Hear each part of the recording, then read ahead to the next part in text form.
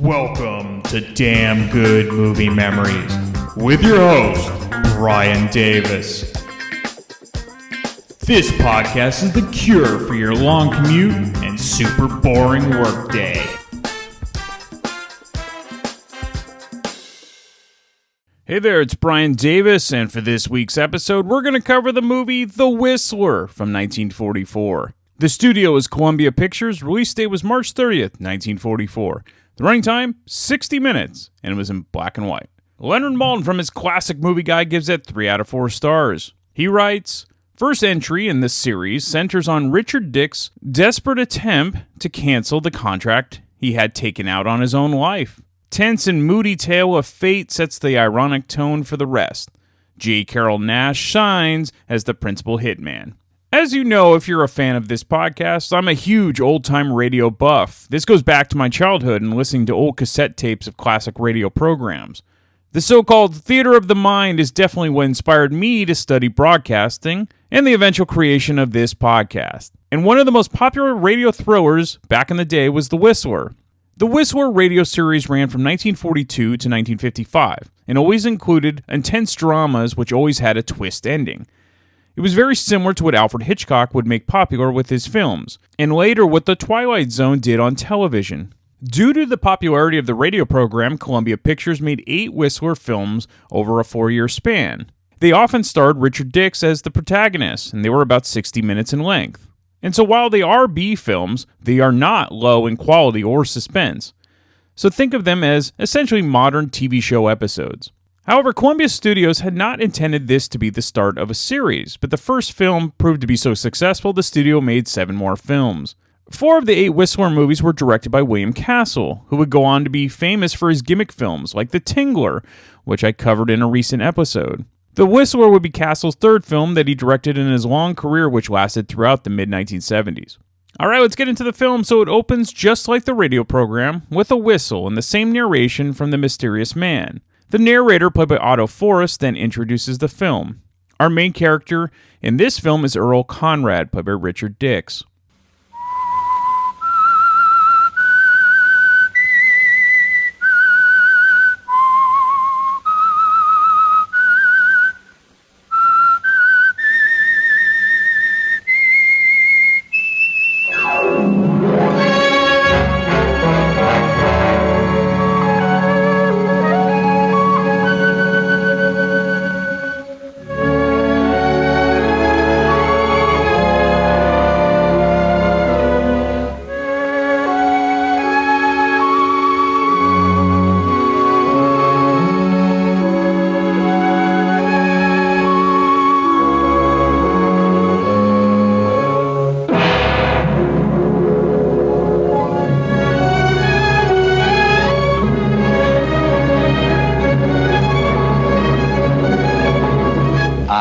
Whistler. I know many things, for I walk by night. I know many strange tales, many secrets hidden in the hearts of men and women who have stepped into the shadows. Yes, I know the nameless terrors of which they dare not speak.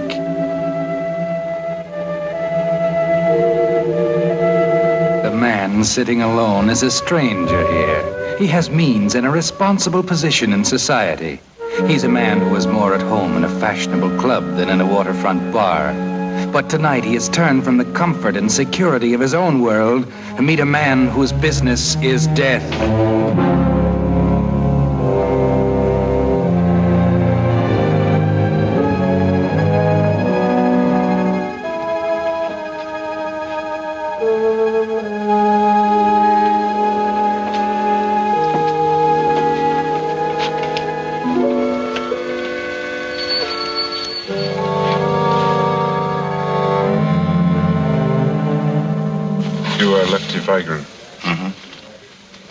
Oh, you can talk. There's nothing to be afraid of. I've got a job for you. Well, just what it is you want done, Mr. Do you have to know my name? No. I want to have a man removed. Oh. Well, what does this fella do? Will that make any difference? Yes, it makes a lot of difference. You see, if he's important, I won't touch it. Just a small manufacturer. Oh, legitimate businessman. You see, murder of a chap like that will get a lot of publicity. Well, if it's the money you're thinking about, I'm prepared to pay you well. Pay $10,000 to handle it. You see, I have to split with the gentleman who actually does the work. Of course, he'll never know who's putting up the money. And I don't want to know who he is. You won't. What's the name and address of the party?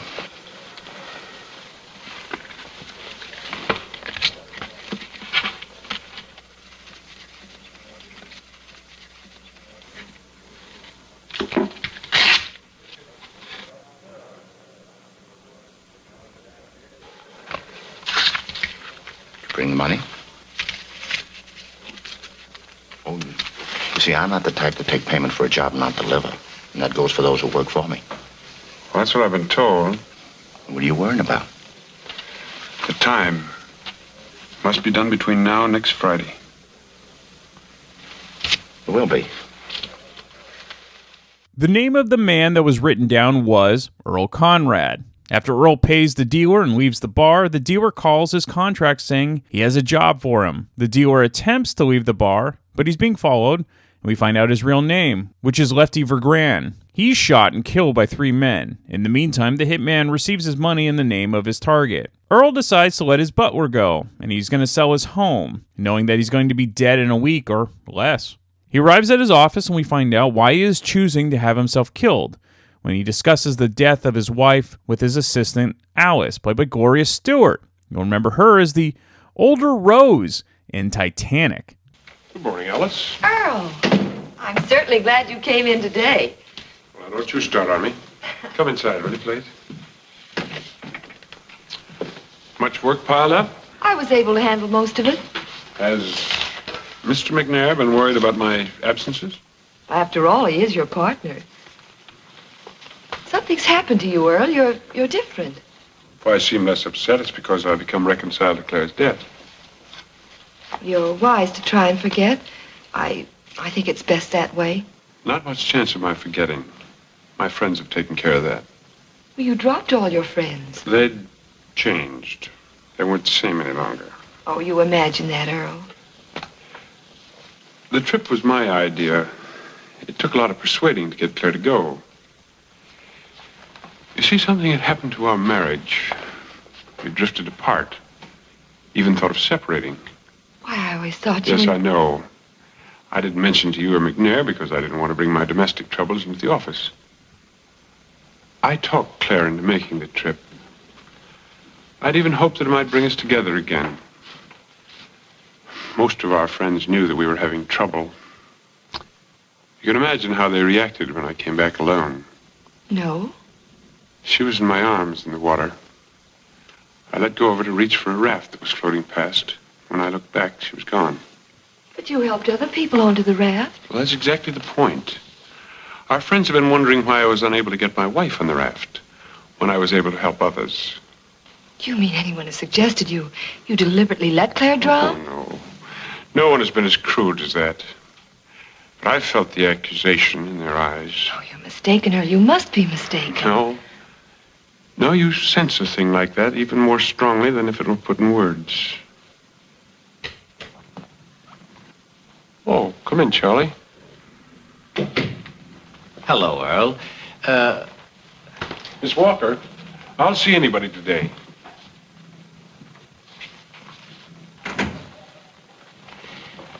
Look here, Earl. You're not being fair to me. I think we'd better come to an understanding. About what? For months now, you've been coming to the office only once or twice a week, and then for only a couple of hours. Well, I have been myself, Charlie. Everything's going to be all right now. I know, Earl, I know, but you know I wouldn't have invested my money in a business I know nothing about if you had assured me you were going to give it all your attention. Well, what would you do if I had an accident? Well, I'll tell you what you'd do. Absolutely nothing. I've taught Miss Walker all there is to know about this business.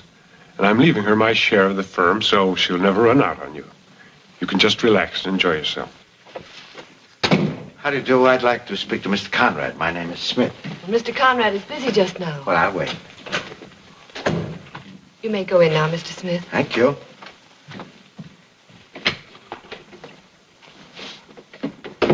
Well, good morning, Mr. Conrad. My, you have lovely offices. My name is Smith. Oh, it's a pleasure to meet a successful businessman like you. One that's successful and also accessible, willing to sit down, talk business, doesn't have those keep-out signs on the door. What can I do for you? These are specimen policies, Mr. Conrad.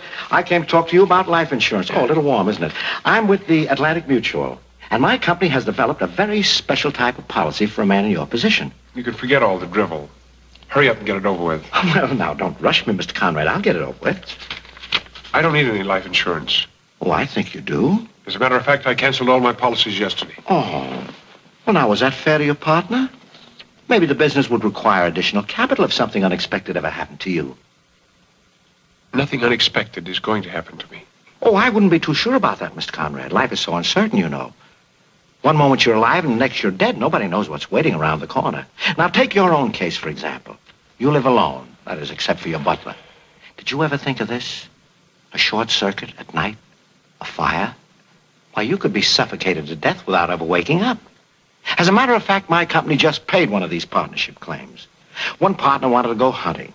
He took the shotgun out of the case to look at it. First thing he knew, he'd blown his head off. Now, what makes you so sure that nothing unexpected is going to happen to you? Well, I'm sure that I don't need any life insurance. Well, maybe you want to get married again. Oh, you'd better take out a policy now, Mr. Conrad, while you can still pass the physical examination. Get out. But, Mr. Conrad, Get out. Well, all right. But thanks so much for the interview. I'll see you again sometime. The insurance salesman is played by the terrific character actor J. Carrol Naish. That night, Earl arrives home and finds that his front window is broken. He finds a phone repairman at his doorstep after a report that his phone line was dead. He discovers that the phone line has been cut. We see a mysterious man in the shadows. It's the insurance salesman. The phone line is fixed, and the repairman leaves. Now, the insurance salesman really is the hitman, and he hides with a gun. And then Alice stops by for a visit. The two chat a bit, and we think that Earl is going to be shot. But all of a sudden, another shadow saunters by the window and whistles. The hitman is startled, and then scampers off without firing his gun. The hitman goes back to his apartment, but has a visitor.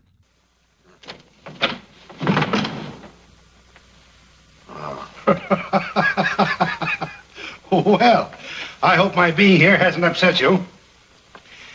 I persuaded your landlady to let me in. What'd you do? Tell her I was your son? Heaven forbid. Get your belongings together, will you? I want you to take a trip south with me. I'm all tied up. I got a job I inherited from Lefty Vigran. When you'll be ready to leave. Well, I expected to be through tonight, but I was interrupted. Oh, that's what made you so jumpy, huh? Yeah. I had a feeling I was being watched. And I thought I heard somebody whistling. Still got time to make the train tonight. I've been paid. I gotta deliver. Well, that's highly ethical. Oh, now, don't be funny. Look, why don't you go away with me for a couple of days? Then you can come back when you like. Naturally, the town's hot right now after Vigran tried to shoot it out with the police. Yeah, but I gotta finish this job by Friday. Well, I'll tell you, I'll be at the Majestic Hotel for the next couple of days. If you change your mind, look me up there. Studies of necrophobia. Exaggerated fear of death. I like it. Why don't you try raising orchids for a hobby? Let stuff like that alone. It's liable to awaken your imagination. A fellow like you's better off without it. Hey, wait a minute. Thanks for reminding me of this book. You give me an idea. Yeah. Maybe I can knock this guy off without killing him myself. What's that? Do you know that some people actually die of fright? See you at the hotel.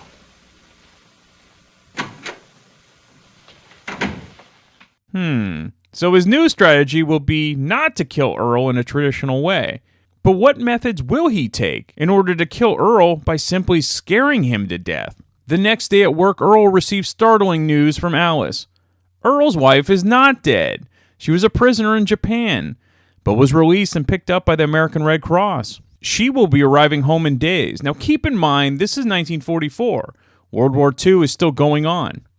Earl is shocked, but over the moon that his wife is not dead, but he also realizes he still has a hit out on him, and he must rectify this immediately. And there's another twist, and that's that Alice is in love with Earl, but of course he doesn't know, and she never will tell him, especially not now. Earl gets the shocking news about the death of Lefty. Hello, Tomley. I've been in and out of here all day trying to see you. I want to get in touch with Lefty Weigman right away. Tell him I want to see him as soon as possible, will you? Of course, you don't know Lefty Weigman is dead. No, I didn't. When did it happen? I suppose it's a great surprise to you, but he was killed by detectives as he left that barroom just after your meeting with him. Well, this is a surprise. I haven't been reading the papers as much as usual. But if Weigman is dead, I'll have to get in touch with the man that works with him. I don't know anything about his friends. Well, you knew a lot about Weigman the first time I came here. I didn't ask what you wanted him for then, and I don't want to discuss it now. Well, what's the matter, Tomley? You know who I am. Do you think I betrayed Weigman? I wouldn't know. Well, I'm not an informer. All I want's to call off the deal I made. Whoever's got the money's welcome to it. Weigman was a close-lipped man. Too bad, but I can't help you. So, what will Earl do now? How will he be able to call off the hit if his main contact is dead? Well, the final 30 minutes will cover all of that. As with all of the Whistler mysteries, there's a fantastic twist at the end. So if you're a fan of quickie mystery thrillers, I think you should check this out, and you can find it on YouTube as well. And definitely check out the radio programs, because they're fabulous too. Alright, a few fun facts. William Caswell said in his autobiography that he made everything possible to put Richard Dix under stress, such as ordering him to give up drinking and smoking, and he let him wait long hours between shooting scenes, and forced many retakes to kind of try to help him enter into his character, and giving him a sense of being haunted. Now, the signature whistling at the beginning of all Whistler movies and the radio show was provided by Dorothy Roberts, and was backed by the theme's composer Wilbur Hatch and his orchestra. Alright, I've mentioned the radio program a number of times, so let's play a great episode from May 8th, 1945 called Accident According to Plan. We're going to play that now, and then I'll be back next week to talk about yet another random movie from my DVD collection. Signal gasoline. Let every traffic signal remind you, you do go farther with Signal gasoline. Yes, you do go farther with Signal.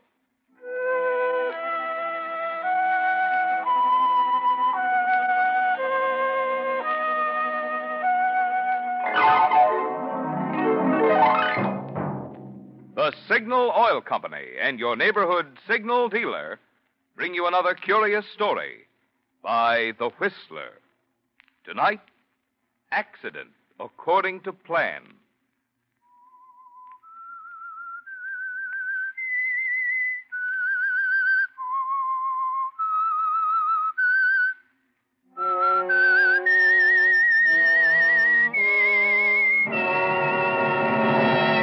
I am the Whistler, and I know many things, for I walk by night. I know many strange tales hidden in the hearts of men and women who have stepped into the shadows. Yes, I know the nameless terrors of which they dare not speak.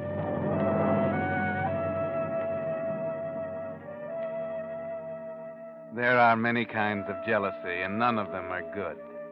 The jealous one in love is the most frequent. But there is another more terrible jealousy. Yes, that of a man for his co-worker. Tom Reddick was jealous of Charles Fremont's cleverness, his ability to succeed. Always when there was applause for a job well done, Charles Fremont was patted on the back, feted, given a raise. Charles, you did it again. Boys, I don't know what we'd have done without that building. I only wish more of the men had your ability. Oh, thank you, Mr. Winston. I appreciate your kindness. Oh, nonsense, my boy. Charles, I'd like you to take over general managership of the plant. Effective next week. Oh, congratulations, Charles.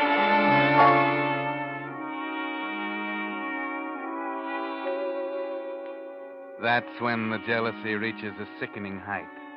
When the man of whom you're jealous gets your job.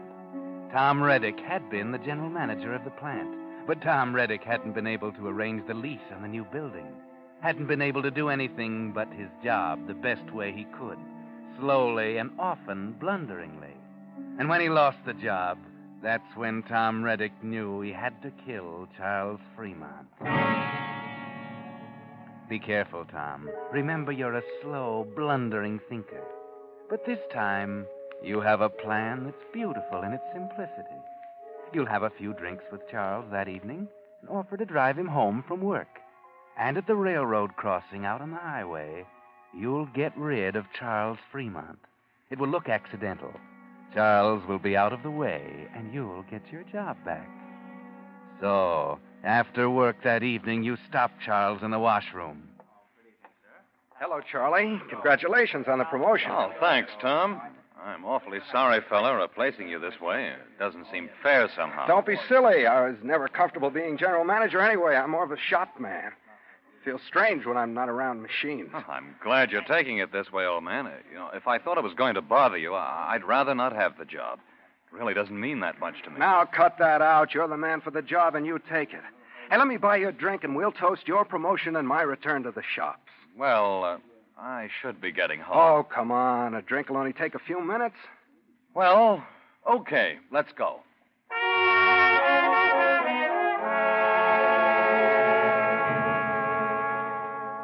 This isn't going to be hard at all, is it, Tom? He sympathizes with you, and you've convinced him he deserves the job. So there are no hard feelings, are there, Tom? That's it. Take him in for a drink. Then suggest the ride home. The train passes that crossing at 6:30, so don't dawdle over your drinks. Here's looking at you, Charlie. Best of luck. Thanks, Tom.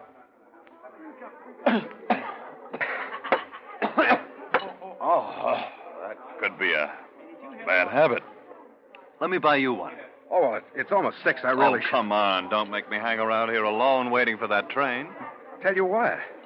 I'll let you buy me a drink if you let me drive you home. Well, that's darn decent of you.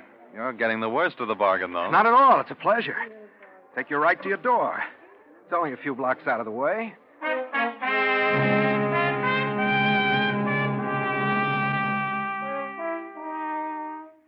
So you have your drinks and get into the car with Charlie. Drive out of the lot, through town, and out onto the highway. If you time it right, you'll arrive at the crossing just at 6:30. If the train is on time, the signals will be going, and you'll have to stop the car. It'll be easy to tap Charlie over the head with a wrench you have in the side pocket. Then you can get out, set the gears, and run the car in front of the train. It's the same train you take when you go home evenings without your car. So you'll just climb aboard in the excitement and go on home. When the story comes out, you'll just say that Charlie wanted to borrow your car for the evening, and you let him, seeing as how he was a good and close friend of yours. Can't tell you how grateful I am, old man. I've gotten to hate that train trip. Forget it. Maybe we can fix it so you won't ever have to take the train. Oh, that'll be fine. Oh, those drinks made me sleepy. We have another 30 minutes of driving to do. Why don't you take a little nap? Yeah. Think I will, if you don't mind. Not at all. You just take a little nap.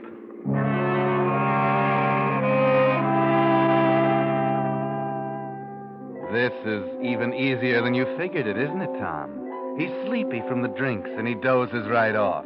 Now you won't have to tap him with a wrench. You drive at normal speed, and soon the railroad crossing is just ahead of you. No sign of the train yet. Maybe it was early tonight, Tom. Maybe the train has already gone past the crossing. No, there's the signal. The train has passed the far curve. It's coming. Everything is in your favor now. Charlie is sleeping soundly, the road is empty of cars, and the railroad was kind enough to put one of their new automatic signals at the crossing.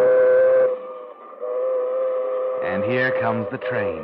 But maybe all the noise has awakened Charlie.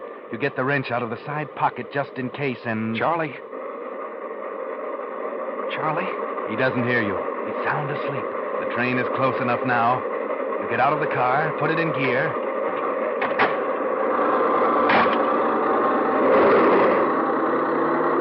The car lurches forward, you slam the door, and it's done.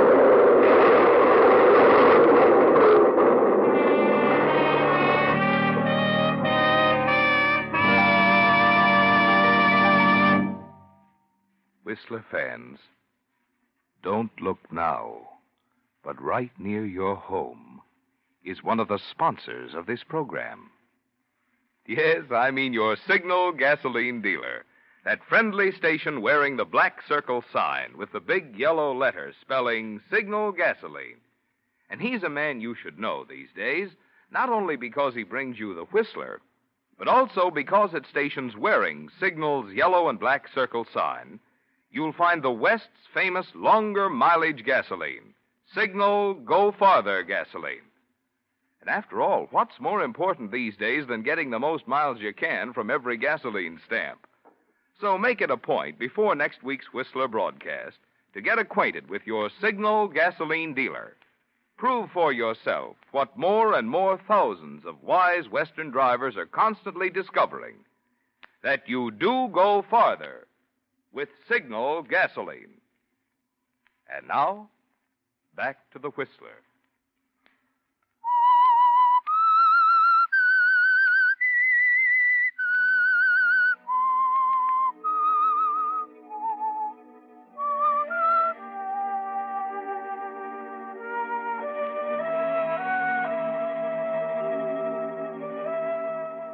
Well, you did it, Tom Reddick.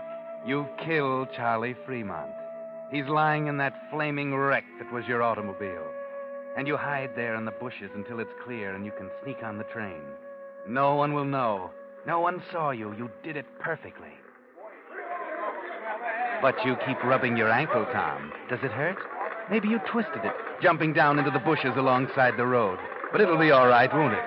Nothing can go wrong now. The crime is done, and done well. It looks clear now, so you decide to run for it to get on the train. Hey, Max, did you hear something? What? I said, did you hear something? Did you hear somebody yell? No. Come on, Larry. There must have been someone in that car. A car don't run into a train all by itself. We hit that car awful hard. He must have been thrown clear. I thought I heard him moaning. Tape him over there. All right, you look over there. I'll keep looking around here. The guy might still be alive, you know, if he got thrown clear. Oh, why don't you just stop talking so much and look a little bit harder? You got no sympathy. Guy is probably in great pain if he is still alive, but you don't care. Hey, Max. Max, I did hear something. Right over here. What are you fellas doing over there? We're looking for the victim. Find him over here. He's over here, Larry. Come on. I just heard something right here. Come on. They found him. Stop playing hide and seek in them bushes. He's over here. Hey, is he still alive? No, he's dead. And no wonder. Take a look at him.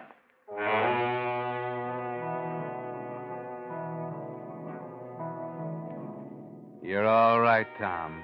They didn't see you. You're still all right. But that fellow they call Larry, the fellow that heard you moan when your ankle was hurt, he might remember it later. So you change all your plans. You try to sneak away, even with a bad ankle. Hey, Max. Max, look, there goes somebody running over that way. Huh? Where? Hey, you're right. Hey, you stop. Hey, come on, Max. Let's catch him. What's he doing around here running? We'll find out. Come on. Yeah. After him. Hey, wait a minute, you. Well, he's slipping. Hey, maybe he was in the car, too. Why is he running away? I don't know. We'll ask him when we catch him. Hey, wait a minute. Hey, what's the matter with you? Can't a guy run if he wants to? Do you have to go running after him? Well, maybe he knows something. Knows something about what? You always make a big mystery about everything. Now, what would he know something about? About the guy that was dead. They say guy that's doing all the running might have had something to do with it. Oh, you sound like a regular detective. Stop with that stuff already. The train's late. Let's go back and help. Wait a minute. I think we ought to catch that running guy. Oh, he's gone. He was probably running because he was late for his dinner. Now, cut it out and let's go back to the wreck.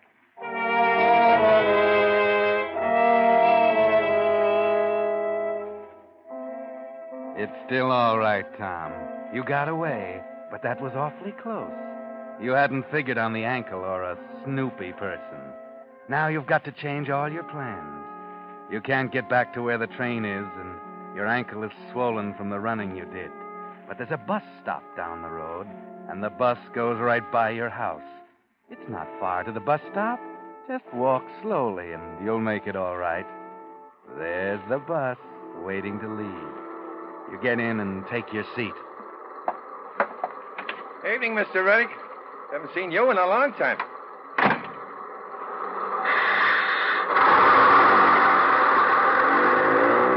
It's all right, Tom. In a few minutes, you'll be home.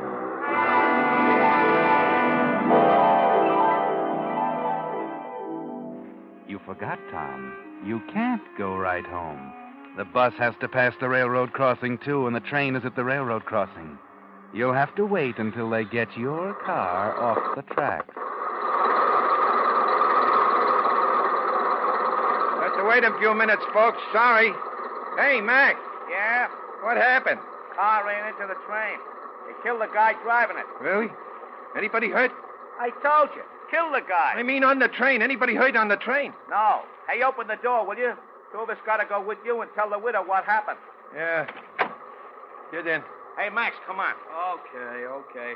Gee, I sure hate to have to tell that dame what happened, Larry. Shouldn't the police or somebody do it? No, it's better we should. It's bad enough what happened without the police going to the house. Well, okay. Get in. Where do you want to go? The name of the deceased was Fremont. Charles Fremont. Lives on North Brookside Avenue. I passed a couple of blocks from there. Awful, ain't it? Oh, well, you know how it is. People don't pay no attention to signals at all. Yeah. It's awful, but serves a guy right for not paying attention. Hey, here's a good seat. Yeah. Hey, buddy, that right? What? I was just telling the driver what a terrible thing it is. Oh, yeah, terrible. Hey, do I know you?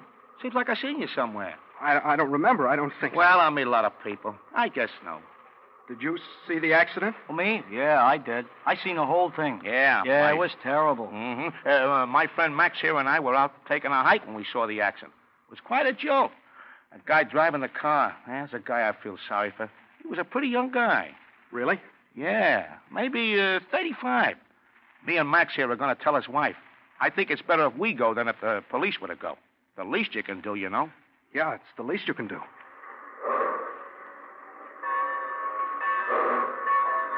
You know, it's a funny thing. The guy wasn't driving his own car, but some other guy's car. Yeah, can you imagine lending a guy your car to drive and then he gets killed in it and wrecks your car? Especially now when it's so hard to get cars. Guy named Reddick. Tom Reddick. What? The guy that owned the car. His name was Tom Reddick. Yeah, we're going to tell him, too. Okay, folks, all clear. Here we go.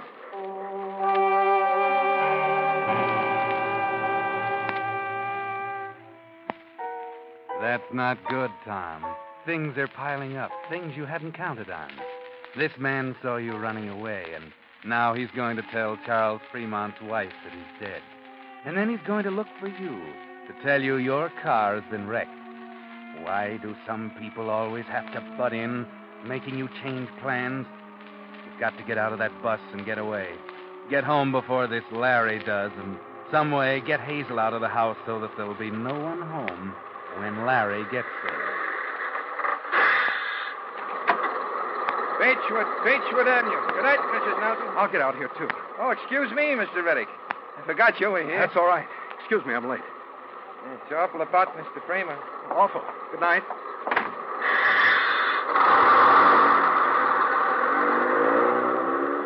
Hey, driver, just a minute. Hey, what'd you call that guy? Mr. Reddick? Reddick, yeah. Hey, what's his face name? I don't know. Why?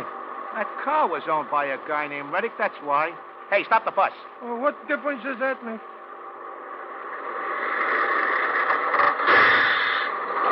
That's just it. Max, come on. Come on, I want to talk to that guy named Reddick. Yeah, we gotta tell that woman you said. Where you going now? Guy that just got off was named Reddick. So his name is Reddick. I don't follow you. Oh. Why don't we just go home and forget all about this? It's none of our business anyway. Come on.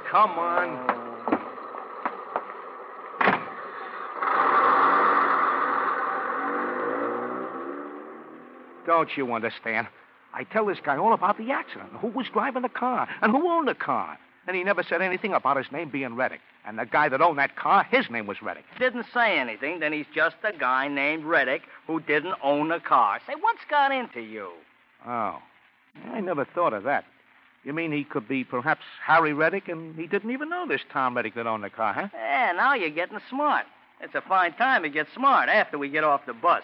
Now we gotta walk to the widow's house. Well, while we're walking, we can think of what to say to poor Mrs. Fremont. That's a terrible thing to happen to a lady, losing her hubby so suddenly. Yeah, but I still don't think this is any of our business. And besides, my missus is going to be awful sore at me coming home so late. Now, look, when you explain to her what you were doing, she'll be very proud of you. Not every man has the heart to do what we're going to do. Yeah, you mean it's not every man who's such a Budinsky to do what we're going to do. We could walk right back to the corner and get right on that bus and go right home. No. I gotta tell the widow what happened. Hey, I know.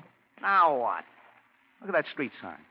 This here is Hillbrook Street. Oh, that's very nice, I'm sure. Hillbrook Street is where this Reddick guy lives. Tom Reddick. Let's go tell him first what happened to his car, huh?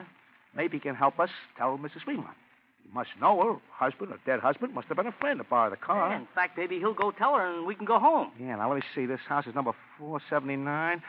What number that guy say he lives at? Oh, I don't remember. Why don't we just forget all about it, Larry? Why do you want to butt in? I think it was number 456. Let me see. I wrote it down here. Yeah, there it is, number 456. All right, which way do we go? I guess it's down here. Hey, look, that guy up ahead of us has got a bad leg. Oh, you're driving me crazy. Now, what difference does that make? It don't make no difference. What's the matter with you? Can't I remark to a friend that a guy up ahead has a bad leg? Oh, you're always remarking something. Sometimes I wish you'd shut up. Max, that's not nice. Well, I do. Here's 460. Hey, look, the guy with the bad leg, he's finally home. See, he's heading into the house down there. Yeah, but he's not going in, see? Hey, he just stopped to look at the number. Hey, that's that other Reddick guy, the one on the bus. Well, he's not going in that house, and that's number 456. Yeah, it is. Well, I hope they got insurance on their car.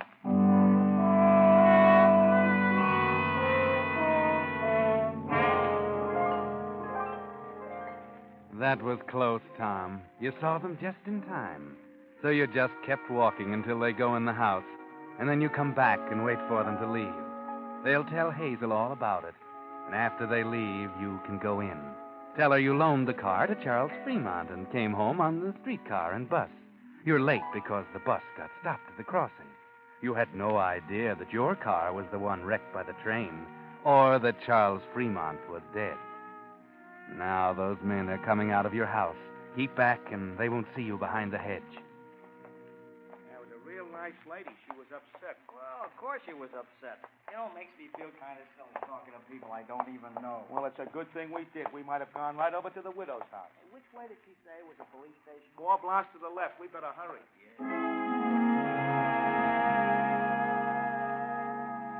The police station. Why are they going to the police station? What did they talk to Hazel about? Who are those 2 men, Tom, and why do they keep following you? Better hurry in the house, Tom, and see what was said.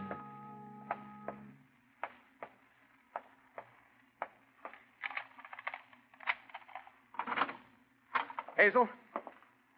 Hazel, I'm home. Well, it's about time. Where have you been? Dinner's burned to a crisp, and it cost 30 red Now, coins. don't start screaming again.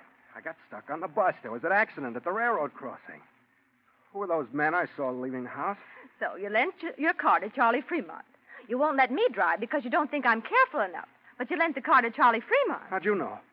Who were those 2 men that... That accident you saw from the bus, that was your car. Charlie Fremont had an accident in your car and got killed at that railroad crossing. What? Well, I had no idea that... Well, he did. What'd you loan it to him for? I can understand you're driving him home if you want to, but what'd you loan him the car for? You were coming home and he was coming home. Why'd you come home together? He told me he was going over to the other side of town to see a customer. How did I know he was going to come right home? Let me smell your breath. What? You had a few drinks, didn't you? I thought you had. You and that Charlie Fremont.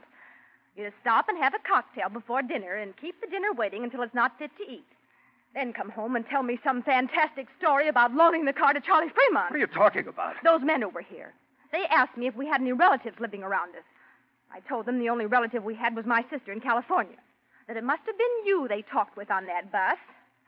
Maybe you can fool some people, but you can't fool me. I know you, Tom Reddick. You were in that car, and you got scared because you were both drunk. I told you I lent Charlie the car. How many times do I have to tell you I lent Charlie the car? Those 2 men told me about you. They saw you there at the railroad crossing.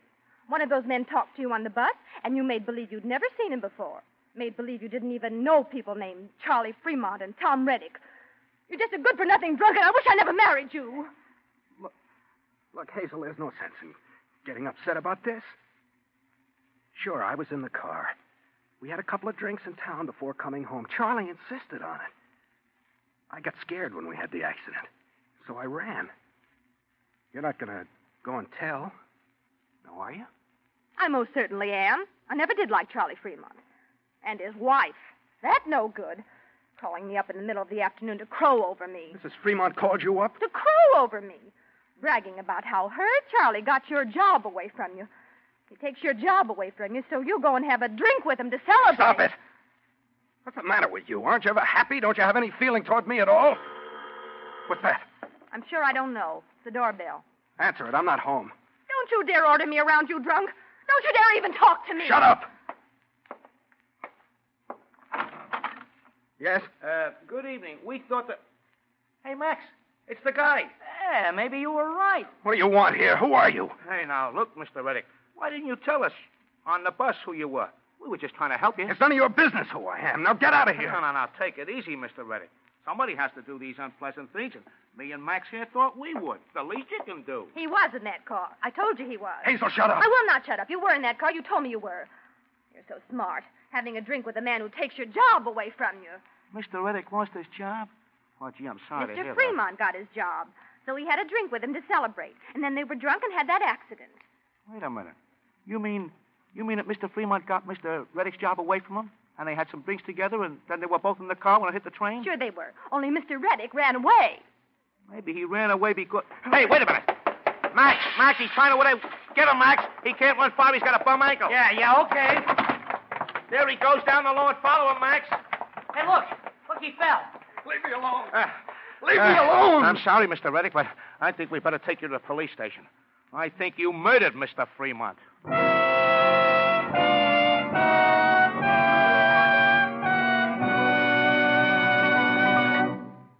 The Whistler will return in just a moment with the strange ending to tonight's story. Meantime, I'd like to make clear just what we mean by the more conscientious service your car gets from a Signal gasoline dealer. For example, take Larry Duty's Signal gasoline station in Oakland, California.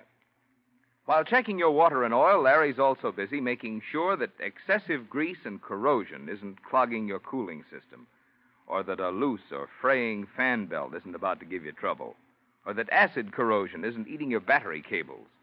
And while he's testing your tires, he's on the alert for any little breaks in the rubber that could spread and ruin the tire.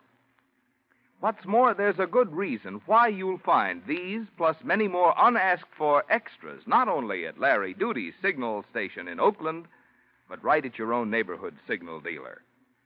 You see, being in business for himself, your Signal dealer will go out of his way to keep you pleased so that you remain his regular customer. You can prove this for yourself by looking up the station in your neighborhood wearing Signal's black and yellow circle sign. And there never was a more important time to do this than now, when your car needs Signal's more thorough service to help it last out the duration. And now, back to the Whistler.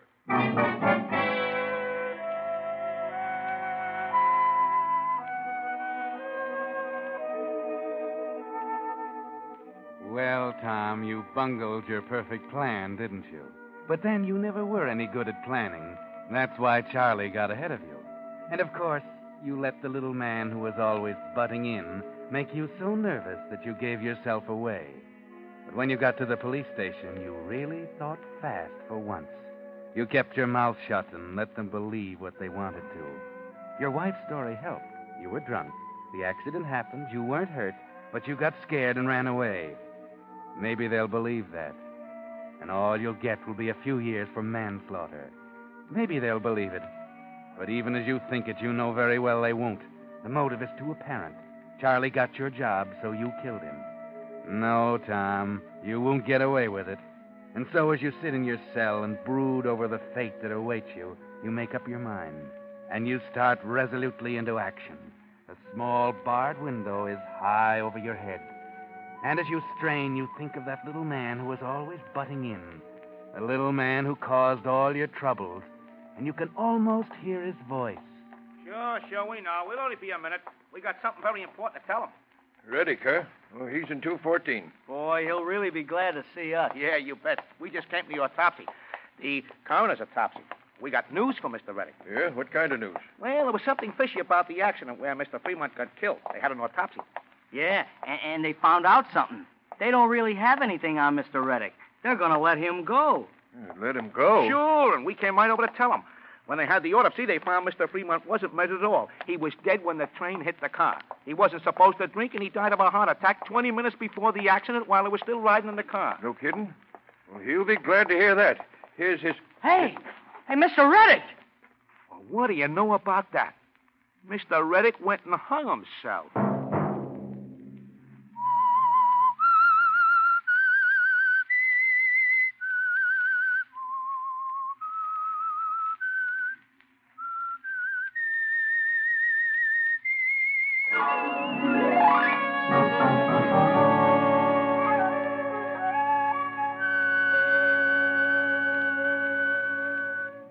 Next Monday at 9 o'clock, the Whistler will bring you another strange tale.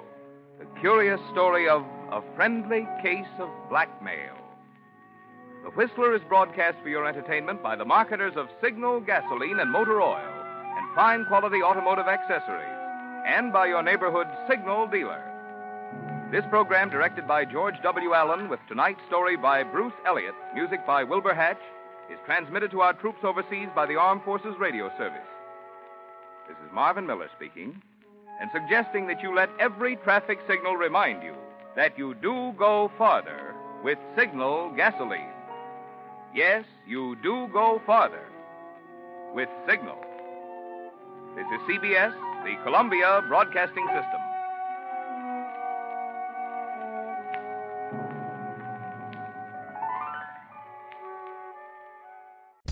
If you enjoy this podcast and are an iTunes user, please do the show a favor and head on over to the official iTunes page for Damn Good Movie Memories. Be sure to leave a rating and a review. This will allow the show to appear higher in the algorithm and spread the joy of this podcast to the masses. If you are not an iTunes user, you can still listen and subscribe on Podbean at damngoodmoviememories.podbean.com. Be sure to like us on Facebook under our Damn Good Movie Memories page. You can also listen to a limited number of episodes on YouTube. I hope you enjoyed this week's episode, and be sure to tune in next week for an all-new episode of Damn Good Movie Memories.